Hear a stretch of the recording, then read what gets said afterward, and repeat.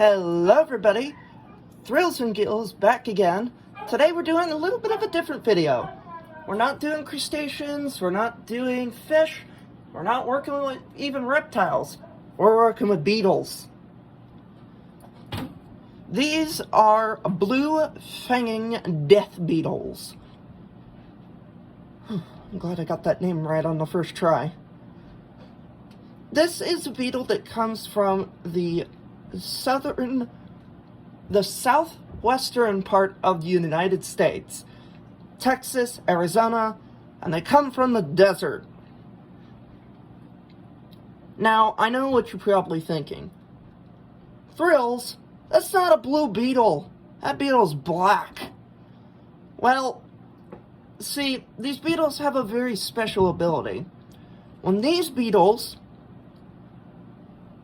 wake up or get wet, they turn black.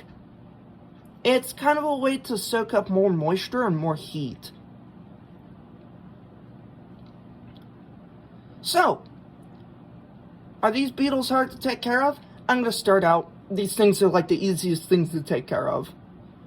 They're not poisonous, they're not toxic, they don't got stingers, stabbers, biters, or anything.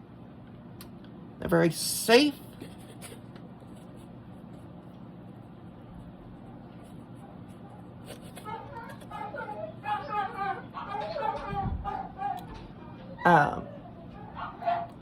Not aggressive.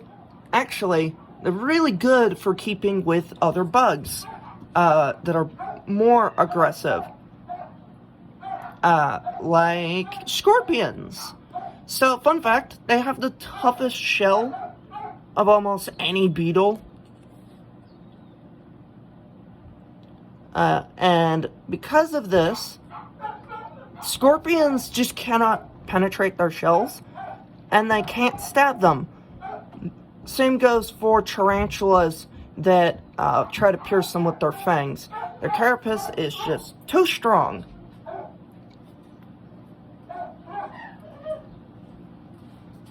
So what do I feed these guys? Well, technically, I don't feed them anything. They feed themselves. They have a whole tank of succulents here that they eat on the regular basis. And when they feel like they need to eat, they'll just eat off the succulents.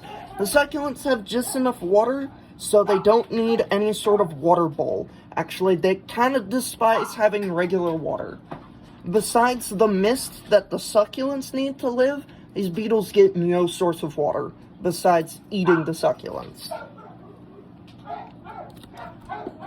However, if you do want to feed them more, you can give them things such as fish food, dead fish, old vegetables, old fruits,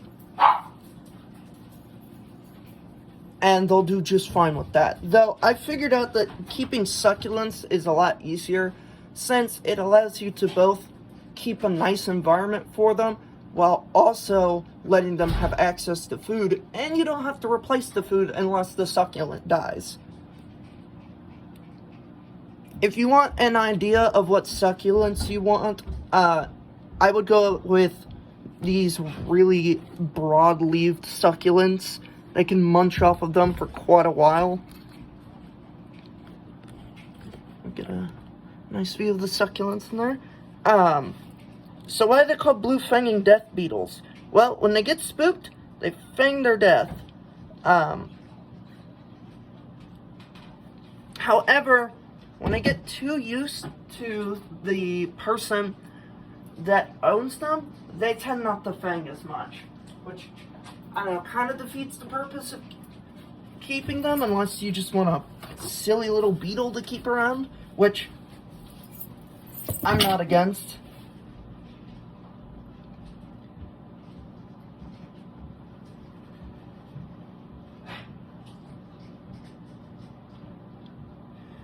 These beetles, overall, I'd say they're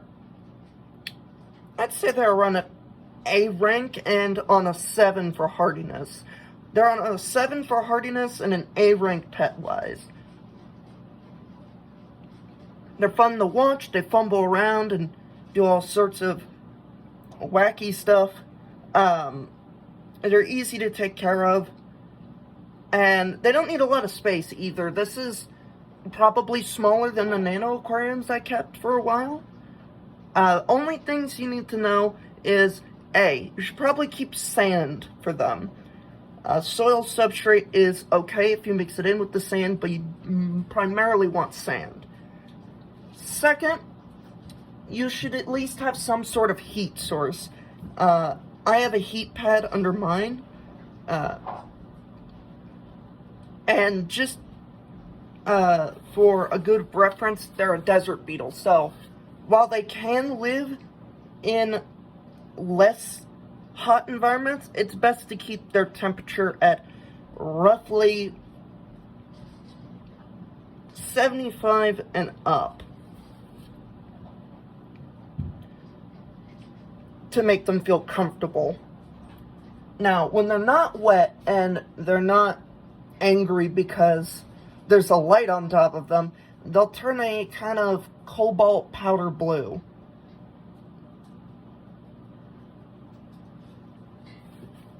And unfortunately, I don't think I'm going to be able to show that for today.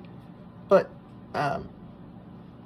if you're really wanting to look that up, just look up blue death-fanging beetle.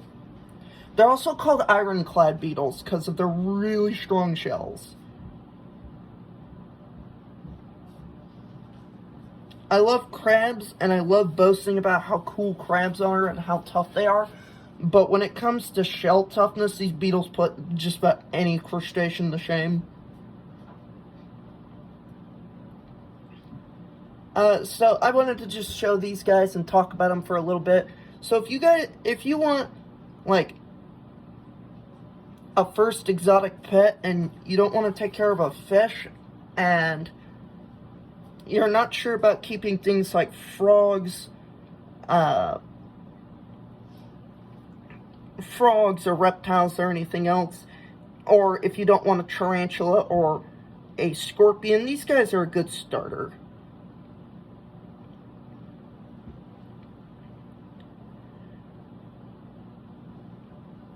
And then next time, we're going to be going over probably some more fish.